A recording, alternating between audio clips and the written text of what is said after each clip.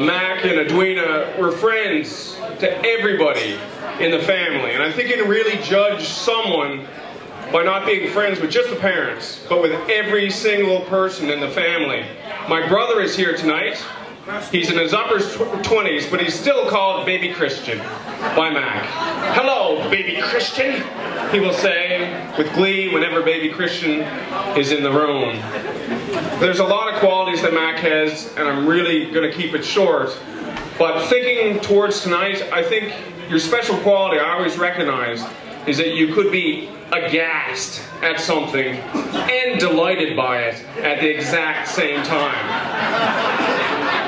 Those two words, aghast and delight, they share a couple consonants, but they don't share such presence in somebody at the same time very often. You could be like the cat that caught the canary. You were just, to see something, to recognize how flawed and human it could be and not be able to pull your eyes away. It's allowed you to maintain your tendency in so many institutions over time that some people have written off completely, like the CBC, the Catholic Church, and the fishery. You can be, that's quite a trifecta, Matt Campbell. You could have aghast and delight at the same time. So what I'll share with you is the experience of having Matt Campbell sit behind you in a pew at a rural Catholic church in PEI. He was given a gift on the altar on Christmas Eve, and he opened it, and he shook them out, and it was clearly pants. And he said, "Now what are these?"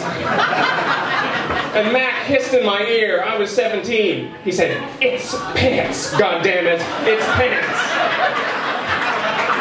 That was lovely. What I learned about being part of a spiritual community is that when my mother had to stay and teach catechism, my father and Mac would go in the car, and they would have more spiritual conversations by going back to the house and drinking tea and eating baked goods. And they loved those chats, until one parishioner wanted to be part of the carpool. And he was 4 foot high in all directions. He was quite an individual. He sold insurance door to door in West Prince, and that just gives you some indication. He was quite an individual. And again, Mac could be aghast and delighted by him. This man would be interrupting their conversation with such stories. There was a widow in the parish who was getting remarried. It was her 3rd marriage.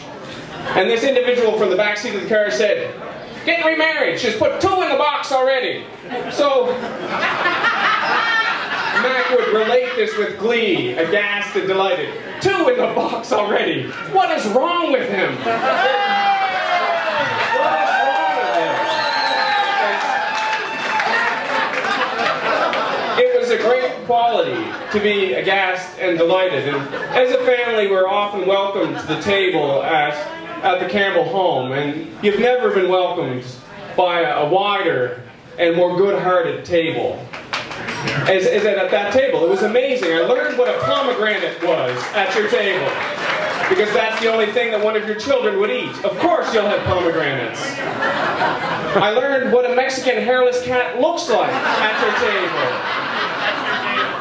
The cat was called Deuteronomy. It's one of the books of the Bible. It's a book that's full of rules. The cat didn't get the memo. It followed no rules whatsoever. At Thanksgiving dinner, it curled up around the turkey. And the similar hue of its flesh and the turkey made me not take a second serving. Although it was delighted, I was aghast, I was delighted. And I wish you nothing but the best in all worlds that you stepped in. Thank you very much. Ladies and gentlemen, Frank Ledwell's son, Patrick Ledwell, carrying on the cultural tradition. Oh.